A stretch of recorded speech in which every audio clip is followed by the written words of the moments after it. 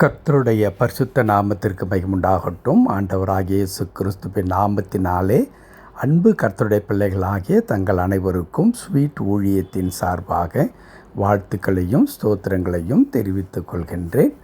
ஏசாயா தீர்க்கதரிசியின் புத்தகம் 46ஆம் அதிகாரம் 4வது வசனம். ஏசாயா 46ஆம் அதிகாரம் வசனம் 4. உங்கள் முதிர் வயது வரைக்கும் நான் அப்படி செய்து வந்தேன், இனி மட்டும் நான் உங்களை தாங்குவேன். நான் அப்படி செய்து வந்தேன், இனிமேலும் நான் ஏந்துவேன், நான் சுமப்பேன், தப்புவிப்பேன்.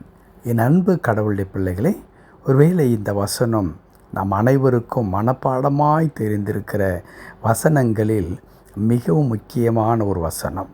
இதனுடைய கருப்பொருள் என்ன? ஆண்டவர் நம்மை ஏந்துவேன், தாங்குவேன், சுமப்பேன், தப்புவிப்பேன் என்று ஆண்டவர் ஒவ்வொரு நாளும் நம்மை மிக அற்புதமாக நம்மை தன் கரத்தில் ஏந்தி வழிநடத்தி கொண்டிருக்கின்றார் என்பதை வலியுறுத்துகின்ற வசனம். இந்த வசனத்தை நாம் பார்க்கும் பொழுது ஒவ்வொரு நாளையும் நாம் கடந்து செல்லுகின்றோமே, அது நம்முடைய சொந்த பலத்தினால் ஆன ஒன்றல்ல. மாறாக கடவுள் நமக்கு துணையாக இருந்து அனுதினமும் எல்லா சூழ்நிலையிலும் நம்மை பாதுகாத்து கொண்டிருக்கின்றார். அன்பு கர்த்தருடைய பிள்ளைகளே, இந்த காலை நேரத்தில் இந்த வசனத்தில் இருக்கின்ற 2 முக்கியமான வார்த்தையை நான் உங்களுக்கு சொல்ல நான் விரும்புகின்றேன். அது என்னவென்றால், 4வது வசனத்தினுடைய முதற் பகுதி, முதிர் வயது வரைக்கும் நான் அப்படி செய்து வந்தேன் என்று சொல்லப்படுகிறது. உடனே அப்படி செய்து வந்தேன் என்று நாம் வாசித்தால் நமக்கு வருகிற கேள்வி என்ன? எப்படி செய்து வந்தார் என்ற கேள்வி.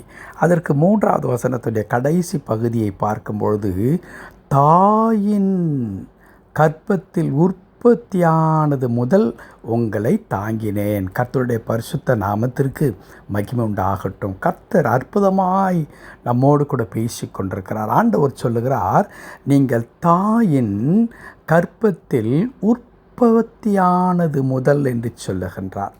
சமீபத்தில் புதிதாக திருமணமான ஒரு மகளை குறித்து நான் கேள்விப்பட்டேன். உடனே திருமணமான ஒரு சில மாதங்களில் அவர்கள் கருவுற்றார்கள் என்று கேள்விப்பட்டேன். மகிழ்ந்திருந்தோம். ஆனால் திடீரென்று ஒரு செய்தி வந்தது, இல்லை, இந்த கரு சிதைந்து விட்டது என்று சொல்லி எல்லாரும் வேதனை அடைந்தோம். திரும்ப செபித்திருக்கின்றோம். அன்பு கடவுளுடைய பிள்ளைகளே, நான் இதை ஏன் குறிப்பிடுகின்றேன்? இங்கே ஆண்டவர் சொல்லுகிறார், தாயின் கர்ப்பத்தில் உற்பத்தியானது முதல். அப்படி என்றால் இன்றைக்கு நீங்களும் நானும் மனிதர்களாக உலாவிக் கொண்டிருக்கின்றோம். நம்மை கேட்கின்றார்கள், உங்களுக்கு வயது என்ன ஆகிறது என்று கேட்கிறார்கள். நாம் சொல்லுகின்றோம், எனக்கு 20 வயது, 25 வயது, அல்லது நான் 40ஐ தாண்டி விட்டேன், எனக்கு 55 வயது ஆகிவிட்டது. இன்னும் சிலர் இல்லை, எனக்கு 80ஐ நான் தாண்டி வந்து விட்டேன், 70ஐ நான் தொட்டு விட்டேன். இதெல்லாம் சொல்லும் பொழுது ஒரு உண்மை அதிலே புதைந்திருக்கிறது. அது என்ன உண்மை? நான் தாயின் கருவிலே வயிற்றிலே கருவாய் உருவாகும் பொழுது ஆண்டவர் என்னை பத்திரமாக பாதுகாத்தார். எனக்கு ஒன்றும் நிகழ்ந்து சற்று முன்பதாய் நான் குறிப்பிட்ட வண்ணமாய் இவ்விதமாய் கலைந்து விட்டது என்ற ஒரு வார்த்தை அன்றைக்கு கேட்கப்பட்டிருக்குமானால் இன்றைக்கு எனக்கு 55 வயது ஆகிறது என்று நான் சொல்ல முடியாது. ஒரு சாட்சி எனக்கு ஞாபகம் வருகிறது. ஆம், என்னுடைய அம்மா அவர்கள் கருவுற்றிருக்கும் பொழுது ஏதோ ஒரு சூழ்நிலை, அந்த உஷ்ண காலமும் ஏதோ என்று நினைக்கின்றேன். அப்பொழுது என் பாட்டி என்ன செய்தார்களாம், இந்த நேரத்தில் நீ கருவுற்றிருக்கக்கூடாது, வேண்டாம், அதை கலைத்து விட வேண்டும் என்று சொல்லி, அந்த காலத்தில் கிராமம் அல்லவா, என் பாட்டி ஏதோ ஒரு மூலிகைகளை அரைத்து என் தாயிடத்தில் கொடுப்பார்களாம். அப்பொழுது என் தாய் என்ன செய்வார்களாம், இதோ நான் வீட்டுக்குள் போய் தண்ணீரை எடுத்து கொண்டு வந்து அந்த மருந்தை நான் விழுங்கி விடுகிறேன் என்று சொல்லி கூரையின் வழியாக பின்பக்கத்திலே தூக்கி எறிந்து விட்டு வெறும் தண்ணீரை குடித்து விட்டு வந்து சொல்லுவார்களாம் என் பாட்டினிடத்தில், நான் அந்த மருந்தை சாப்பிட்டு விட்டேன் என்று சொல்லி. அதை எனக்கு எப்பொழுது சொன்னார்கள் தெரியுமா? நான் 8வது படிக்கும் பொழுது சொன்னார்கள். என் அன்பு கடவுளுடைய பிள்ளைகளே, அன்றைக்கு ஒருவேளை அந்த மூலிகையை தின்றிருந்தால் அப்படி என்ற எண்ணம் வருதல்லவா. ஆனால் அதில் உண்மை என்ன தெரியுமா? என் ஆண்டவர், அப்பொழுது நாங்கள் கிறிஸ்தவர்கள் கூட அல்ல, ஆனால் அந்த நேரத்தில் கடவுள், இவன் எனக்கு வேண்டும், இந்த கருவை நான் முன்குறித்திருக்கிறேன் என்று சொல்லி ஆண்டவர் தெரிந்து கொண்டது நிமித்தமாக இந்த கரு கலைந்து விடவில்லை. அதை ஆண்டவர் பாதுகாத்தார். இன்றைக்கு 55 ஆண்டுகளாக, நேற்றைய தினத்தில் என்னுடைய பிறந்த நாள், 55 ஆண்டுகளாக ஆண்டவர் அற்புதமாக எத்தனையோ காரியங்கள், எத்தனையோ புயல்கள், எத்தனையோ கொந்தளிப்புகள், நிந்தைகள், போராட்டங்கள், ஏன் உயிரோடு இருக்க வேண்டும் என்று கேட்க வேண்டிய நிலைகள், இனிமேலும் இப்படித்த பல காரியங்கள்.